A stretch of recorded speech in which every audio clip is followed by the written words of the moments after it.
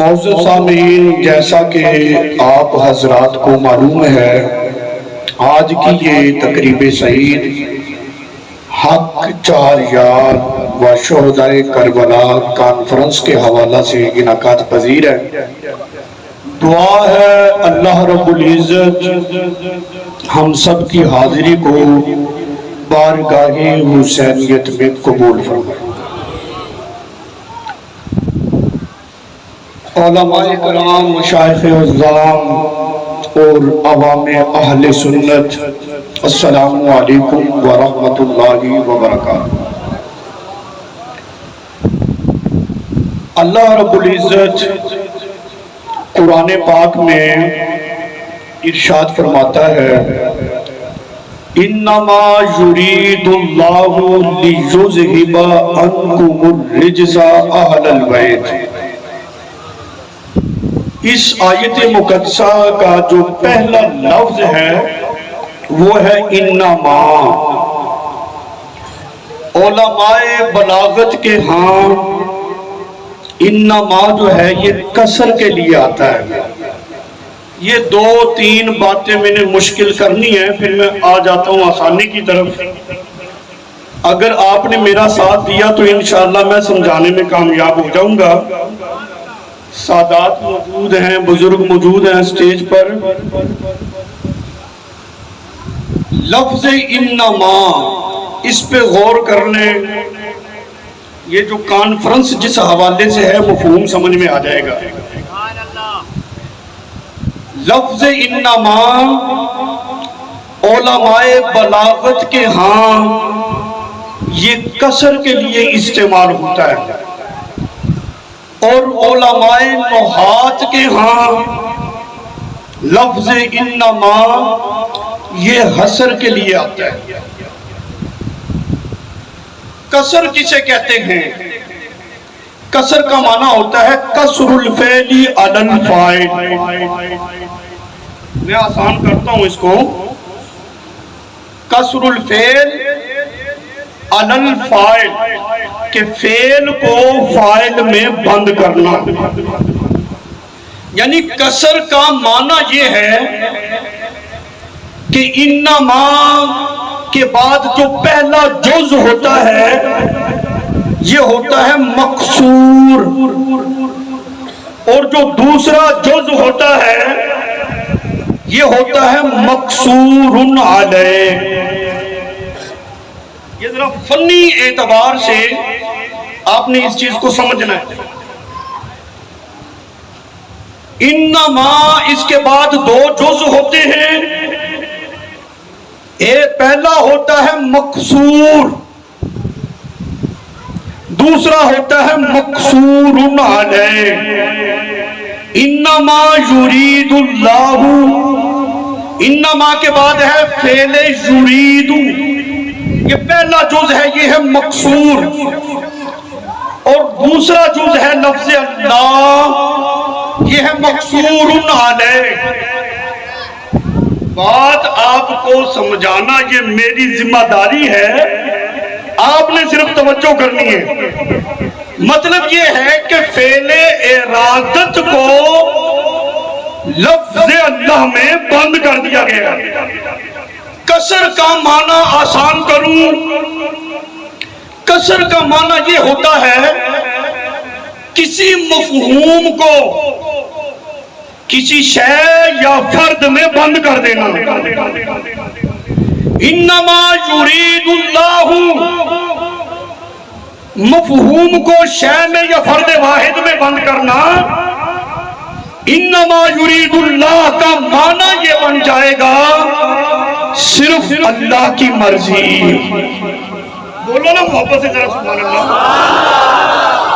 یہ فنی اعتبار سے میں نے اس کا ترجمہ کیا، آپ ذرا سمجھیے گا۔ انما یرید اللہ، ترجمہ بن گیا صرف اللہ کی مرضی، صرف اللہ کی مرضی، کوئی اور بیچ میں شامل ہے؟ صرف اللہ کی مرضی۔ وہ بھی صرف اللہ کی مرضی کیا ہے؟ لِيُذْهِبَ عَنْكُمُ الرِّجْسَ أَهْلَ الْبَيْتِ، صرف اللہ کی مرضی یہ ہے کہ ہر قسم کے نجس کو، ناپاکی کو اہل بیت سے دور رکھے۔ میں نے ترجمہ آسان کیا ہے، لوگوں کو بڑے مغالطے لگے۔ جو ترجمہ ہے کہ اللہ یہ چاہتا ہے کہ تم سے نجاست کو دور کر دے، کہتے پہلے نجاست تھی تب دور کی۔ میں نے کہا ترجمہ صحیح کرو، انما یرید اللہ لیذھب عنکم الرجس اہل البیت۔ صرف اللہ کی مرضی کہ ہر قسم کی ناپاکی کو تم سے دور رکھے۔ بات سمجھ آ رہی ہے؟ یہ صرف اللہ کی مرضی ہے، نجاست کو دور رکھے۔ اور لِيُطَهِّرَكُمْ تَطْهِيرًا، تاکہ پاک کر دے اس طرح کہ جیسے پاک کرنے کا حق ہے۔ انما یرید اللہ، صرف اللہ کی مرضی۔ اب ذرا اس کو سمجھو، یہ اللہ کی مرضی، اس کا کیا مطلب ہے؟ دیکھو کسی کا باپ فوت ہونا نا، دوست احباب آتے ہیں، کہتے ہیں غم نہ کر، اللہ کی مرضی۔ سمجھ آ رہی ہے جی؟ کسی کا بھائی فوت ہو گیا، قبلہ پیر صاحب، بھائی فوت ہو گیا کسی کا، دوست آئے کہنے لگے صبر کر، اللہ کی مرضی۔ بیوی فوت ہو گئی، رشتہ دار آئے، دوست احباب آئے، کہنے لگے اللہ کی مرضی۔ مطلب یہ ہے کہ اس میں کسی کا بس نہیں چلتا، اللہ کی مرضی۔ میں کہتا ہوں اہل بیت کو تطہیر ملی، اللہ کی مرضی۔ جس کو سمجھ آئی ہے وہ سبحان اللہ کہہ دے، اس میں حرج کوئی نہیں۔ اب اس بات میں تکلیف کیا ہے کہ بھی اہل بیت پاک ہیں تو پھر دوسرے کیا ہیں؟ میں نے کہا چپ ہو جا، اللہ کی مرضی۔ المستدرک کی حدیث ہے، حدیث بیان کر رہا ہوں پوری ذمہ داری کے ساتھ۔ یہ ایک مستند سٹیج ہے۔ ابھی نقیب محفل مجھے بتا رہے تھے یہ بڑی پرانی محفل ہے، بڑی دیر سے شروع ہے، حق چار یار و شہدائے کربلا کا۔ یہ ایک ذمہ دار اہل سنت کا سٹیج ہے، ذمہ داری کے ساتھ بات کروں گا۔ المستدرک کی حدیث، میرے آقا علیہ السلام نے فرمایا رب تعالیٰ نے اولاد فاطمہ پر جہنم کو حرام کر دیا ہے۔ مطلب یہ ہے کہ اولاد فاطمہ جہنم میں نہیں جائے گی۔ جس کو سمجھ آئی ہے سرکار کا فرمان سمجھ آیا، سبحان اللہ کے۔ جیسے آپ کا ذوق بڑھے گا میں گفتگو آسان کر دوں گا، وگرنہ میں نے پھر وہ فنی باتیں شروع کر دینی ہے، محبت سے سبحان اللہ کے اندر۔ اولاد فاطمہ جہنم میں نہیں جائے گی، یہ رسول اللہ صلی اللہ علیہ وسلم کا فرمان ہے۔ یہ میری بات ہوتی، آپ کہہ سکتے تھے مفتی صاحب نے جذباتی جملہ بول دیا پتہ نہیں چلا، علامہ مولانا ابراہیم شہیدی صاحب کی بات ہوتی، آپ اختلاف کر سکتے تھے، لیکن جب بات رسول اللہ کی ہے اختلاف ہو سکتا ہے۔ اولاد فاطمہ رضی اللہ عنہا جہنم میں نہیں جائے۔ کہتے ہیں کہ جو سادات ہیں اتنے گناہ کر رہے ہیں، وہ معاملات ہو رہے ہیں، وہ کیا بنے گا؟ میں نے کہا سن، امام محی الدین ابن عربی فتوحات مکیہ کا باب نمبر 29 ہے، حوالہ نوٹ کریں۔ امام محی الدین فتوحات مکیہ باب نمبر 29 میں لکھتے ہیں اس حدیث کی شرح میں، کہتے ہیں کہ سادات اگر دنیا میں کوئی جرم کرے، دنیا میں کوئی گناہ کرے تو وہ گناہگار ہیں، دنیاوی جو قوانین ہیں اس کے مطابق ان کو سزا ملے گی۔ جس طرح دوسرے مجرم بنتے ہیں، یہ دنیا میں کوئی فعل کریں گے ایسا خلاف شرع، یہ بھی جرم نہیں سمجھا جائے گا اس کی سزا بھی پائیں گے. ایسا نہیں ہے کہ ان پر قوانین نہیں جاری ہوں گے. اگلی بات بڑی لطف والی ہے. امام محی الدین ابن عربی نے فتوحات مکیہ میں لکھا، فرمایا لیکن قیامت میں سادات اولاد فاطمہ مغفور ہی اٹھے گی. بات تو وہاں کی ہے نا جی. اولاد فاطمہ قیامت کے دن بخشی ہوئی اٹھے گی، یہ حدیث کا مطلب ہے. کہتے یہ بات کیا ہوئی؟ دنیا میں گناہ کرے تو گناہ ہے، قیامت میں بخشے ہوئے. میں نے کہا دنیا کے احکامات اور ہیں، قیامت کے اور ہیں. لکڑی ہے لکڑی، اس پر نجاست لگ جائے، وہ پلید ہو جائے، اس کو آگ میں ڈال دو، وہ جل کے کوئلہ بنے، ثواب بن جائے. بتاؤ وہ پاک ہو جائے گی کہ نہیں؟ لوہے پہ نجاست لگے، بھٹی میں ڈال دو، زنگ اتر جائے، بتاؤ پاک ہو جائے گا کہ کوئی نہیں؟ کپڑا ہے نہ پاک ہو گیا، اس کو دھو دیا تو پاک ہوا کہ نہیں؟ بلا تمثیل سمجھو دنیا میں جو گناہ ہے وہ تو ہے، لیکن اولاد فاطمہ رضی اللہ عنہ قیامت کے دن بخشے ہوئے اٹھیں گے. کہتے بات صحیح طریقے سے سمجھ نہیں آ رہی. میں نے کہا سمجھ نہیں آتی تو چلیں میں شریعت کا ضابطہ بیان کر دیتا ہوں. سینے کا زور لگا کر سبحان اللہ کو جو سرکار کی بیٹی کی اولاد سے محبت کرتے ہیں، جن کو سادات سے پیار ہے، سینے کا زور لگائیں. محبت سبحان اللہ کے ضابطہ سنو شریعت کا. یہ قبلہ بڑے محسن ہیں، انہوں نے یاد فرمایا میں حاضر ہو گیا. روایتی باتیں کرنے کا میں مزاج بالکل نہیں رکھتا. آپ نے یوں توجہ سے سنا تو میں چند باتیں کر پاؤں گا، نہیں تو اجازت لے لوں گا بس. محبت سبحان اللہ.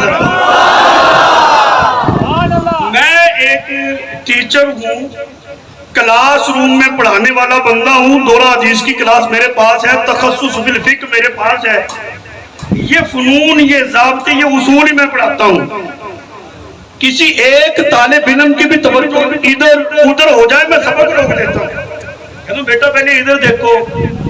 آنکھوں میں آنکھیں ڈال کر بات کرنے کا مزاج رکھتا ہوں.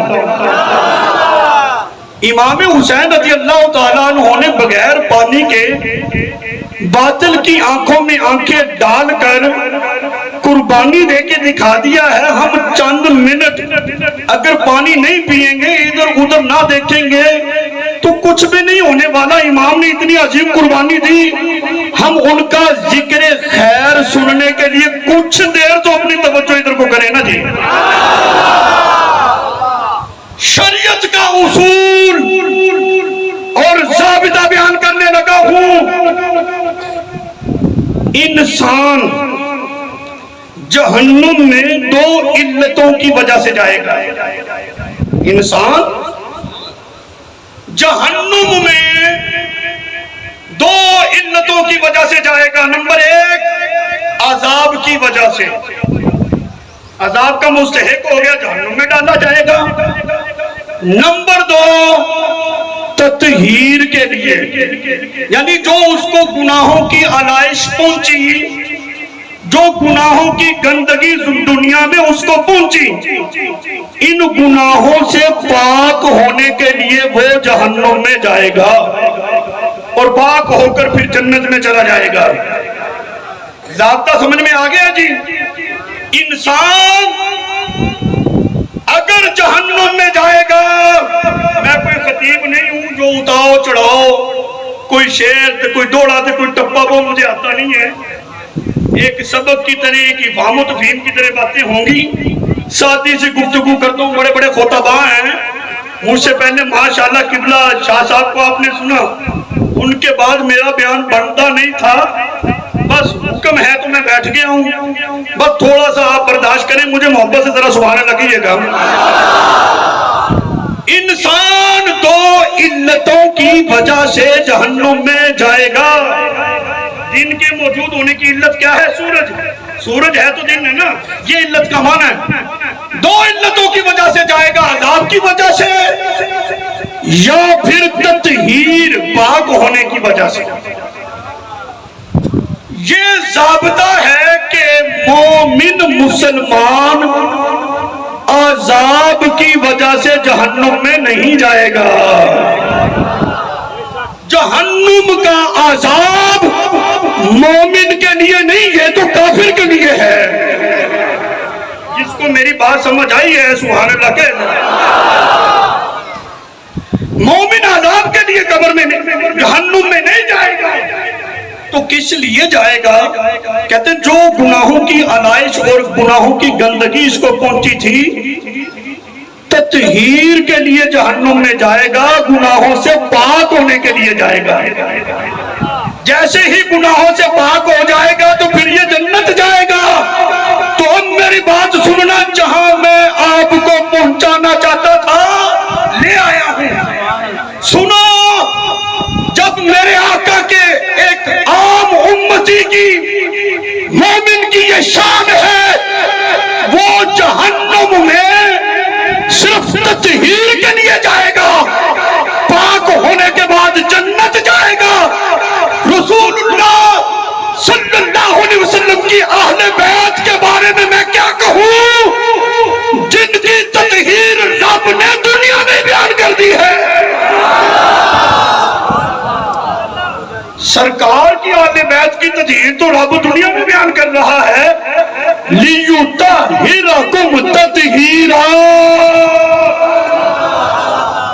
مومن نے تو پاک ہونے کے لیے جانا تھا، اہل بیت تو پہلے ہی پاک ہے۔ تو پتہ چلا اولاد فاطمہ رضی اللہ عنہا جہنم میں نہیں بلکہ جنت میں جائے گی۔ نسبت کو سلام کرنے والے ہیں ہم لوگ، ایسا ہے کہ نہیں؟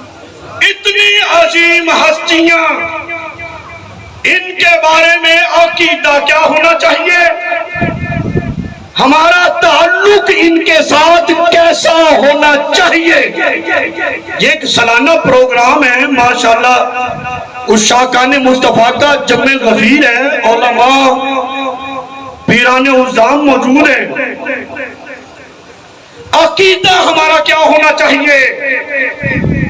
اللہ تعالیٰ قرآن میں فرماتا ہے قُلْ لَا أَسْأَلُكُمْ عَلَيْهِ أَجْرًا إِلَّا الْمَوَدَّةَ فِي الْقُرْبَى۔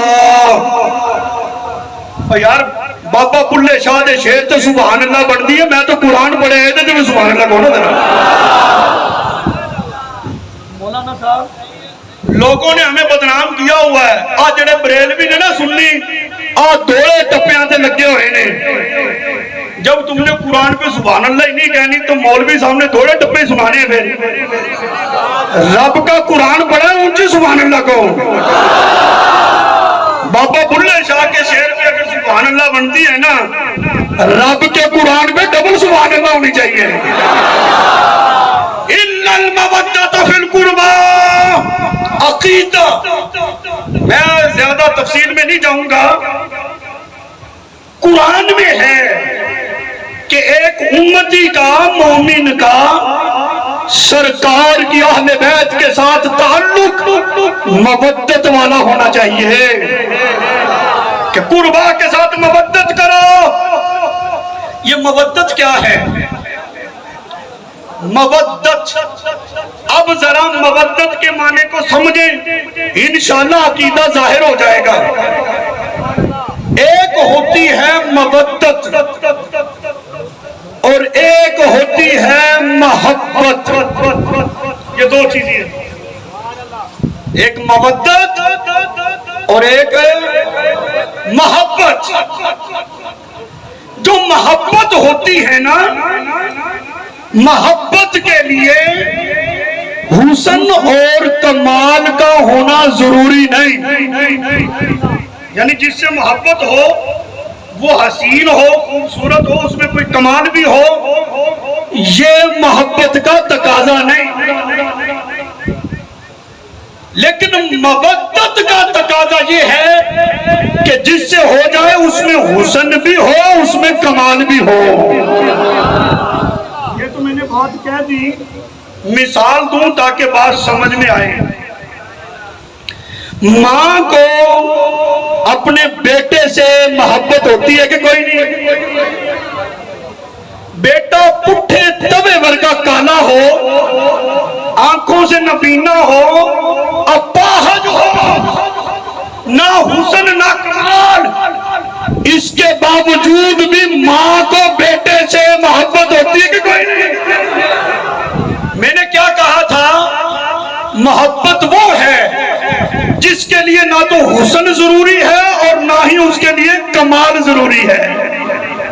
ماں پھر بھی بیٹے سے محبت کرتی ہے۔ اللہ تعالیٰ نے لفظ مودت الا المودۃ فی القربى کہہ کر اس بات کی طرف اشارہ کر دیا، لوگوں میری اہل بیت وہ ہے جس میں رب نے حسن بھی رکھا ہے اور ساری کائنات کا کمال بھی رکھا ہے۔ سرکار کی اہل بیت پہ لوگ بات کرتے ہیں، انہوں نے سمجھ کیا رکھا ہے؟ حسن بھی ہے اور ان میں کمال بھی ہے۔ مودت اور محبت کا دوسرا فرق اگر چاہتے ہو بیان کروں تو محبت سے سبحان اللہ کو ذرا۔ قبلہ علامہ صاحب بڑا لطف آ رہا ہے، مجھے یوں ہی لگ رہا ہے جیسے میں اپنی کلاس روم میں بیٹھا ہوں، کلاس روم کا ماحول ہے اور بچوں کو میں جیسے کہتا ہوں ویسے توجہ سے سنتے ہیں۔ اللہ آپ کو سلامت رکھے، میری تھکاوٹ ہی اتر گئی ہے۔ مودت اور محبت کے مابین دوسرا فرق،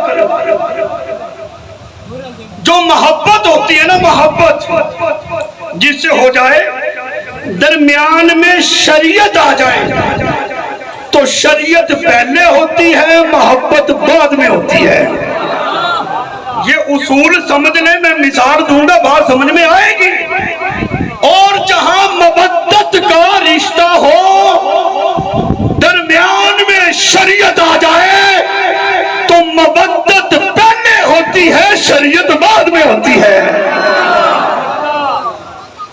محبت سے سبحان اللہ کہو، میں دوبارہ ریپیٹ کرتا ہوں ضابطہ۔ یہ اصول یاد کرنا، میں کہتا ہوں زندگی بھر کوئی بد مذہب تمہارے سامنے کھڑے نہیں ہو سکے گا۔ مودت اور محبت کے درمیان دوسرا فرق، جہاں محبت کا رشتہ ہو، درمیان میں آڑے شریعت آ جائے، شریعت پہلے ہوتی ہے، محبت بعد میں ہوتی ہے۔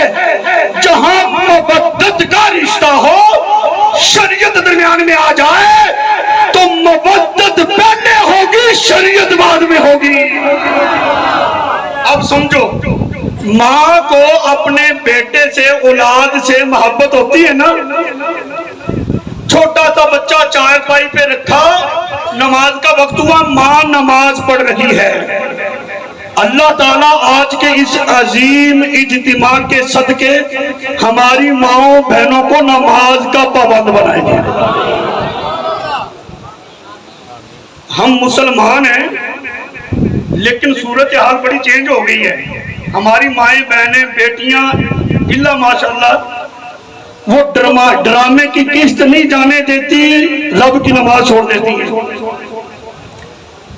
ماں کو بیٹے سے پیار ہے نا، محبت ہے، چارپائی پہ رکھا، خود نماز پڑھنے لگی، بچہ چارپائی سے نیچے گرا، رو رہا ہے، چیخ رہا ہے، چلا رہا ہے۔ مجھے بتاؤ شرعاً اجازت ہے ماں نماز کو چھوڑ کر بچے کو اٹھا کے سینے سے لگائے؟ نہیں، کیونکہ یہ محبت کا رشتہ ہے۔ جہاں محبت کا رشتہ ہو، درمیان میں شریعت آ جائے، شریعت پہلے ہے، محبت بعد میں ہے۔ پہلے نماز مکمل کرے، بعد میں بچے کو سینے سے لگائے۔ اور جہاں مودت کا رشتہ ہو، درمیان میں شریعت آ جائے، پہلے مودت ہے، شریعت بعد میں ہے۔ محبت سے سبحان اللہ کو میں حدیث بیان کروں.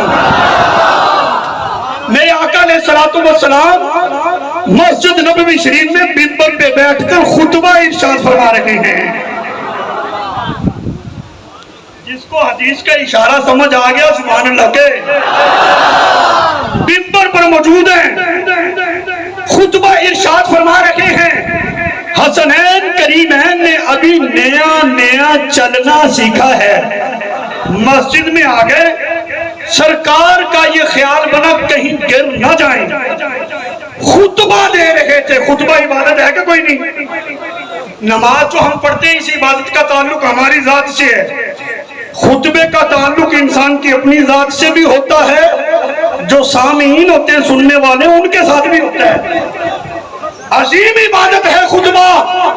حسنین کریمین کو دیکھا کہیں گر نہ جائیں, خطبے جیسی عظیم عبادت کو چھوڑا, حسنین کو اپنی آغوش میں لے لیا. میرے آقا نے صلوات و سلام نے یہ کر کے قیامت تک کے لیے اپنے امتیوں کو بتا دیا, جہاں مودت کا رشتہ ہو درمیان میں شریعت آ جائے, مودت پہلے ہوتی ہے, شریعت کی تکمیل بعد میں ہوا کرتی ہے.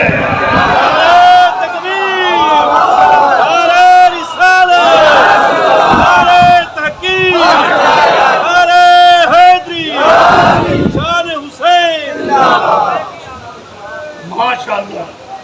میں اب یہ بات سمجھ سکتا ہوں کہ آپ لوگوں کو سمجھانے میں کچھ نہ کچھ کامیاب.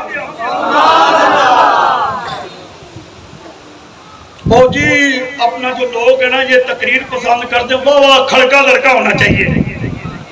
میں نے کہا ہم نے دین یہ کھڑکے دڑکے کے لیے نہیں پڑھا ہے, ہم نے تو یہ دین نوکری کے لیے پڑھا ہے.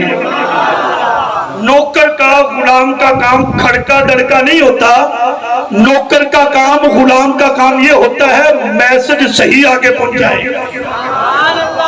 دیکھو نا جو ڈاکیا ہوتا ہے نا اس کا کام یہ ہوتا ہے جو پیغام ملا ہے اس میں بغیر خیانت کیے آگے پہنچا دے. انشاءاللہ منبر کا جو تقاضا ہے, میں بڑا کمزور آدمی ہوں, کم علم ہوں, کم فہم ہوں, کوشش کروں گا جیسا میسج ہے ویسے ہی پہنچے. سبحان اللہ ذرا.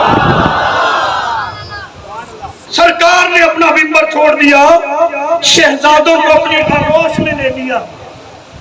دوسری حدیث پاک یہ مودت کا رشتہ سمجھو. میرے آقا نے صلوات و سلام نماز پڑھ رہے ہیں, امام حسین رضی اللہ تعالیٰ عنہ بچپن کا زمانہ ہے, آئے حضور علیہ الصلوۃ والسلام کی پشت پر سوار ہو گئے. جس کو یہ حدیث آتی ہے محبت سے سبحان اللہ کہے. میں نے وہ باتیں کرنی ہے جس کو سبھی مانتے ہیں. میرا سفر بہت ہے, بعد میں علامہ صاحب سے کوئی جھگڑا نہ کرے. محبت سے سبحان اللہ کہے ذرا. سرکار نماز پڑھ رہے ہیں, امام حسین رضی اللہ تعالیٰ عنہ رسول اللہ صلی اللہ علیہ وسلم کی پشت پر سوار ہو گئے. جب تک اپنی مرضی سے نہیں اترے سرکار نے سر نہیں اٹھایا, سجدہ لمبا کر دیا. جو بات میں کر رہا ہوں اگر سمجھ آ رہی ہے تو کہو سبحان اللہ ذرا. مجمع بڑا سمجھدار ہے, بات ابھی پلیٹ میں ہوتی ہے, ان کے پیٹ میں پہلے ہی اتر جاتی ہے. سرکار سجدے میں امام حسین سوار ہو گئے. نبی پاک علیہ السلام نے سر نہیں اٹھایا. کیوں؟ اپنی امت کو میسج دیا ہے, پیغام دیا ہے, میری اہل بیت کے ساتھ مودت ہے, اور مودت کا تقاضا یہ ہے جب درمیان میں شریعت آ جائے مودت پہلے ہوتی ہے, شریعت کی تکمیل بعد میں ہوا کرتی ہے. یہ مودت الا المودۃ فی القربى, میری قربا سے مودت کرو. اب آگے لفظ قربا, قربا قریب نبی پاک علیہ الصلوۃ والسلام کے. اب آج کا جو عنوان ہے حق چار یار وہ شہداء کربلا کانفرنس، اب ذرا سمجھنا قربا سے، قربا کی معنی مفاہیم، اس کی تفسیر مختصر، پھر آگے چلتے ہیں۔ قربا کا معنی ہے، حضور نے فرمایا میرے قریبیوں سے مودت کرو۔ قریبی کون ہے؟ ہمارا جو معاشرہ ہے نا، انسان جہاں بیٹی دے دے یا پھر جہاں سے بیٹی لے لے وہ قریبی ہو جاتے ہیں۔ رشتہ کرنے سے پہلے وہ کیا تھے اس میں کوئی سروکار نہیں۔ جب رشتہ ہو جاتا ہے، بیٹی دے دی جاتی ہے یا بیٹی لے لی جاتی ہے، رشتہ دیا جاتا ہے یا لیا جاتا ہے، پھر وہ قریبی ہو جاتے ہیں کہ کوئی نہیں؟ جو میری بات سے متفق ہے وہ محبت سے سبحان اللہ کہے ذرا، کہ جہاں رشتہ دیا جائے وہ بھی قریبی، جہاں سے رشتہ دیا جائے وہ بھی قریبی۔ اِلَّا الْمَوَدَّةَ فِي الْقُرْبَى، قربا سے مودت کرو۔ قربا کون کون ہے؟ میرے آقا علیہ الصلوۃ والسلام نے حضرت عثمان غنی رضی اللہ تعالی عنہ کو اپنی 2 صاحبزادیاں نکاح میں دیں۔ سینے کا زور لگا کے سبحان اللہ کہہ رہے ہیں۔ حضرت مولا علی پاک رضی اللہ تعالی عنہ کو سب سے چھوٹی سب سے لاڈلی صاحبزادی سیدہ فاطمہ الزہرا نکاح میں دی۔ قربا کا معنی سمجھا رہا ہوں، جہاں بیٹی دی جائے، جہاں رشتہ دیا جائے وہ قریبی ہے۔ میرے آقا نے عثمان کو رشتہ دیا، مولا علی پاک کو رشتہ دیا، حضرت ابو بکر صدیق رضی اللہ تعالیٰ عنہ سے رشتہ دیا۔ جس کو بات سمجھ آئیے سبحان اللہ کہہ رہے۔ حضرت ابو بکر صدیق رضی اللہ تعالیٰ عنہ کی شہزادی ام المومنین حضرت عائشہ رضی اللہ تعالیٰ عنہا سے حضور نے نکاح فرمایا۔ حضرت عمر فاروق رضی اللہ تعالیٰ عنہ کی شہزادی حضرت حفصہ سے نکاح فرمایا۔ اب ذرا حق چار یار کا نعرہ لگاؤ، ذرا دل خوش کر دو۔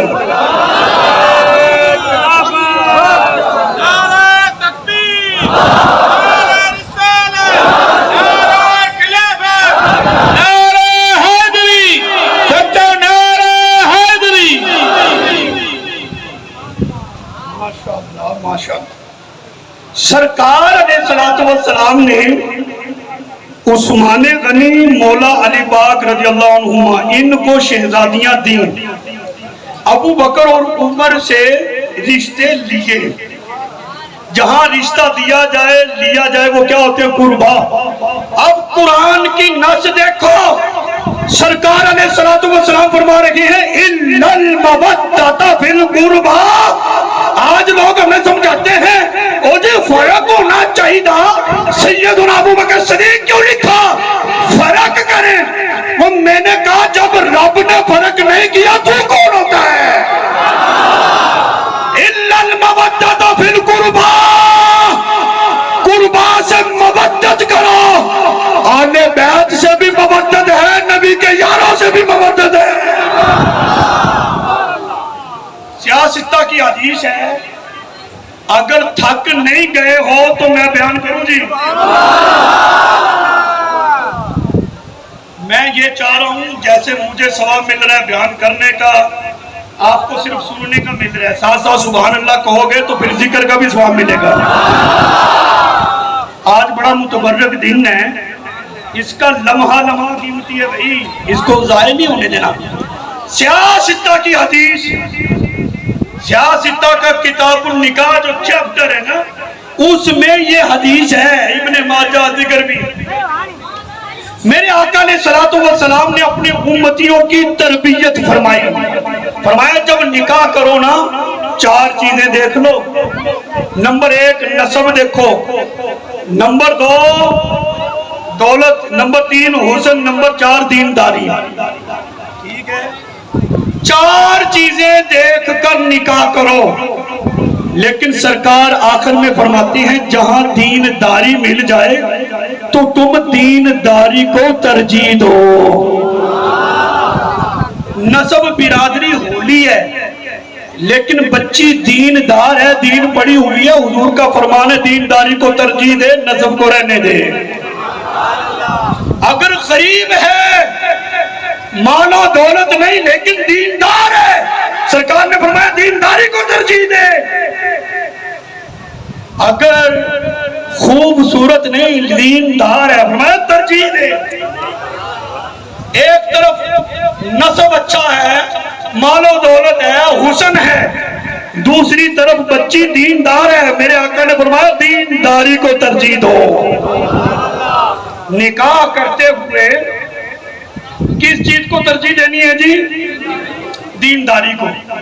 اب آپ نے ناراض نہیں ہونا، بزرگ بھی بیٹھے ہیں، بچوں کے نکاح کرنے کے لیے جاتے کیا دیکھتے ہیں؟ بچی سکول کتنی پڑھی ہوئی ہے، سکول دینداری ہے، اینو کڑھائی سلائی آتی ہے، ایک ہی کر لے گی، ایک بات تو بچیاں نہ کم چیک کر سکے گی، یہ کیا فضول سی باتیں۔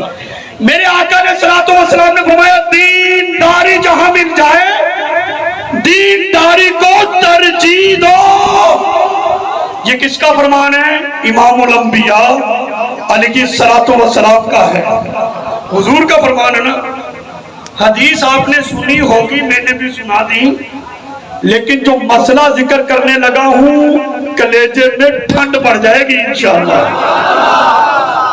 محبت سے سبحان اللہ جی، بلند آواز سے سبحان اللہ۔ نبی کریم علیہ الصلوۃ والسلام ہماری تربیت فرما رہے ہیں دینداری کو ترجیح دو۔ جو آقا علیہ الصلوۃ والسلام ہماری تربیت کر رہے ہیں دینداری کو ترجیح دینا، اس نبی علیہ السلام نے جب اپنا نکاح کیا ہوگا تو کتنی دینداری دیکھی ہوگی۔ جس کو سمجھ آئی ہے دیوانہ بن کے سبحان اللہ کہے۔ سرکار نے تربیت کی نا، دینداری دیکھ کر نکاح کرو۔ اور میں کہتا ہوں صحابہ کے بارے میں نازیبا گفتگو کرنے والا، سرکار کا فرمان پڑھو، میرے آقا کا اپنا عمل دیکھو، دینداری کو ترجیح دو۔ جب رسول اللہ صلی اللہ علیہ وسلم نے اپنا نکاح ابو بکر کے گھر میں کیا تو سرکار نے ابو بکر کے گھر میں کتنی دینداری دیکھی ہوگی۔ سمجھ آئیے تو ایک مرتبہ پھر سبحان اللہ کہتے ہیں۔ قبلہ تسی انہاں تے پابندی تے نہیں لائی بھی سبحان اللہ دوبارہ نہیں کہنی۔ او بھئی پابندی کوئی نہیں ہے، آپ جتنا جی چاہے اتنی مرتبہ کہہ سکتے ہیں، محبت سے کہنا ذرا ذرا۔ اگر پابندی لگائی ہے تو ہم ان کی خدمت میں درخواست کریں گے، مہربان ہیں۔ دینداری کو ترجیح دو۔ تو جب سرکار نے ابو بکر کے گھر اپنا نکاح کیا تو ابو بکر کے گھر میں کتنی دینداری دیکھی ہوگی۔ اب ایک میسج دینا چاہتا ہوں، سنو۔ جس گھر میں امام الانبیاء محبوب خدا صاحب شریعت صاحب قرآن جن کے صدقے رب تعالیٰ نے اس ساری بزم کائنات کو سجایا ہے، وہ ذات جس گھر میں دینداری دیکھے، اگر کسی بدبخت کو وہاں دین نظر نہ آئے اس کو جوتا مار کے اپنی محفل سے نکال دیا۔ ہمارے سامنے بندے کا کوئی معیار ہونا چاہیے، ہمارے سامنے کسی مولوی کی کوئی اوقات نہیں، جہاں رسول اللہ کا فرمان آ جائے گا۔ جب میرے آقا نے صلوات و سلام نے حضرت عمر کے گھر اپنا نکاح کیا تو عمر کے گھر میں حضور نے کتنی دینداری دیکھی ہوگی۔ اچھا بات کو تھوڑا اور آسان کریں، محبت سے کہو نظر سبحان اللہ، مچل کے دیوانے بن کر کہو یار۔ نہ میں پروفیشنل خطیب، نہ یہ مجمع پروفیشنل ہے، ٹھیک ہے نہیں سمجھ آوے نہ آوے ہاں ہوں واہ واہ واہ. یہ مجمع الحمدللہ اس طرح کا نہیں ہے، یہ اہل سنت علماء کو سننے والا ہے. میں قبلہ یہ ججمنٹ کر رہا ہوں، ان کو سمجھ آتی ہے تو یہ دیوانے بن بھی جاتے ہیں ماشاءاللہ. یہی تو فرق ہے اہل سنت کو. اب ذرا اس بات کو سمجھنا، قرآن میں ہے عورت مرد کا لباس ہے، عورت مرد کا لباس ہے. تو سرکار علیہ السلام نے بھی نکاح کیے ہیں کہ کوئی نہیں؟ یہ ام المومنین حضرت عائشہ رضی اللہ تعالیٰ عنہ صدیق باپ کی صدیقہ بیٹی پہ بات کرتے ہیں. میں نے کہا یہ تو رسول اللہ کا لباس ہے. اور سرکار کے لباس کی شان پتہ کیا ہے؟ جب معراج کو گئے تھے نا، فرشتوں کا رسول جو نوری ہے جبریل علیہ السلام رک گئے تھے، سرکار کے بدن پر جو کپڑے تھے وہ آگے گئے. کوئی بات سمجھ آگے تو بات آگے بڑھاتے محبت سبحان اللہ جی. یہاں یہ بات بڑی توجہ کے ساتھ آپ نے سننی ہے.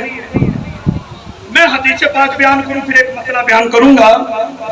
نبی کریم علیہ السلام مولا علی کے رضی اللہ تعالی عنہ کے ہاں جب ولادت ہوئی امام حسن رضی اللہ تعالی عنہ کی، سرکار علیہ السلام تشریف لائے. حضور علیہ السلام نے فرمایا، یہ حدیث آپ نے توجہ سے سننی ہے، سرکار نے فرمایا ارونی ابنی ما سمیتہ، مجھے میرا بیٹا دکھاؤ، ما سمیتہ تم نے اس کا نام کیا رکھا ہے؟ مولا علی پاک رضی اللہ تعالی عنہ آپ نے عرض کی سمیتہ حربن، میں نے اس کا نام حرب رکھا ہے. حرب کا معنی ہوتا ہے جنگجو مجاہد. نبی پاک علیہ السلام نے فرمایا لا بل ہوا حسن، اور نہیں بھئی اس کا نام حسن ہے. پھر جب مولا علی پاک رضی اللہ تعالی عنہ کے ہاں امام حسین رضی اللہ تعالی عنہ کی ولادت ہوئی، سرکار علیہ السلام تشریف لائے. ارونی ابنی ما سمیتہ، مجھے میرا بیٹا دکھاؤ تم نے کیا نام رکھا ہے اس کا؟ مولا علی پاک رضی اللہ تعالیٰ عنہ نے عرض کی سمیتہ حربن، میں نے اس کا نام حرب رکھا ہے.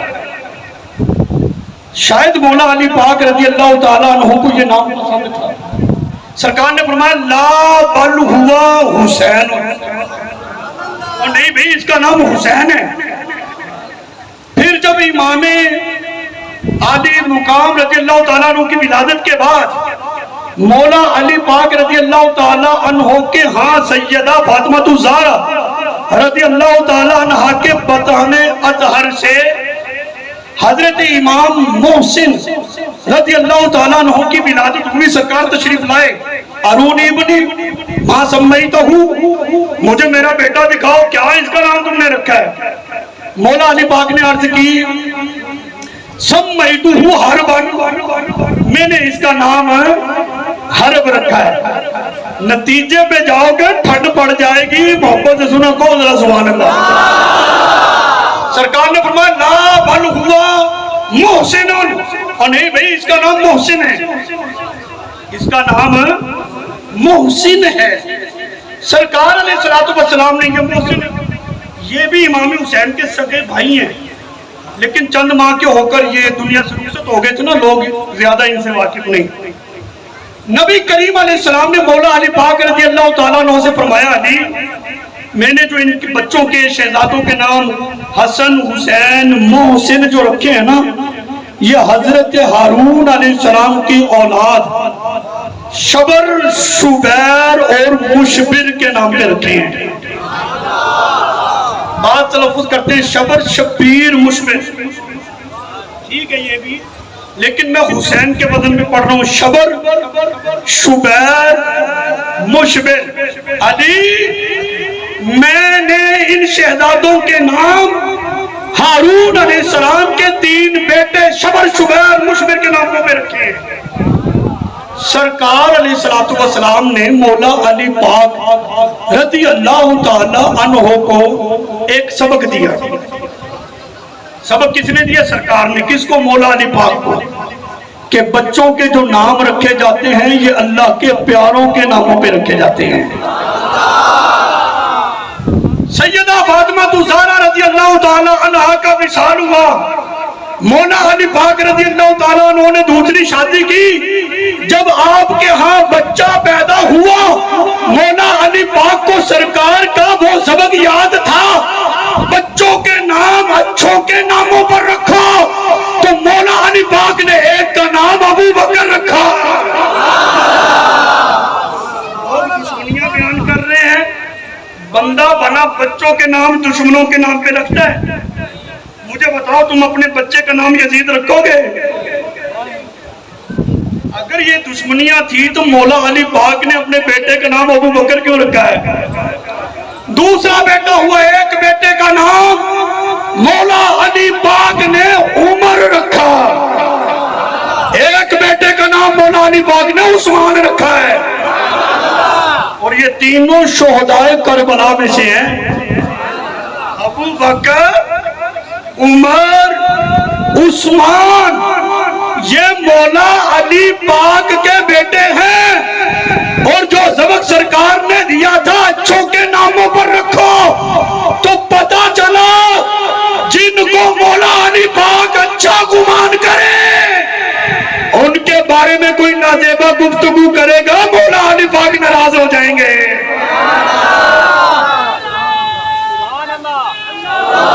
सीने का जोर लगा के जी।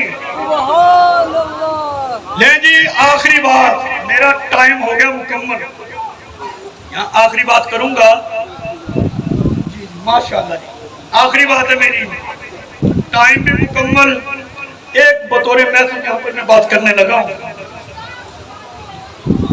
रसूलुल्लाह सल्लल्लाहु अलैहि वसल्लम की निस्बत की वजह से हम हर चीज का एहतराम करते हैं और उसको मानते हैं। ऐसे ही है ना, हजरे अस्वद है ना, जो हजरे अस्वद, हर हाजी की ये ख्वाहिश होती है मैं इसको बोसा दूं, इसके करीब चला जाऊं। क्यों? निस्बत हो गई है हुजूर से। ये आज के प्रोग्राम में एक मैसेज है, तवज्जो दे। निस्बत हो गई हुजूर से, सरकार ने बोसा दिया है, इसलिए उसका एहतराम कर रहे हैं।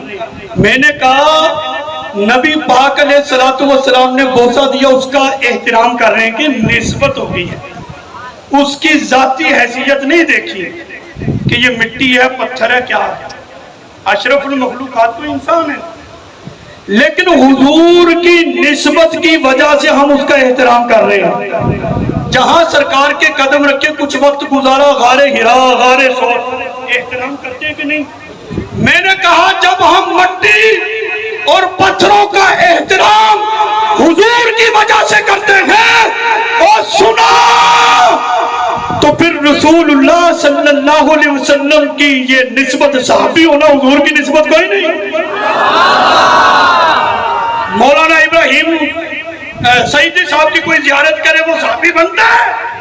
और नहीं, ये निस्बत है सहाबी होना। मट्टी को निस्बत हो तो अकीदत के साथ सलाम है, बशर की निस्बत हो जाए फिर भी सलाम करना चाहिए।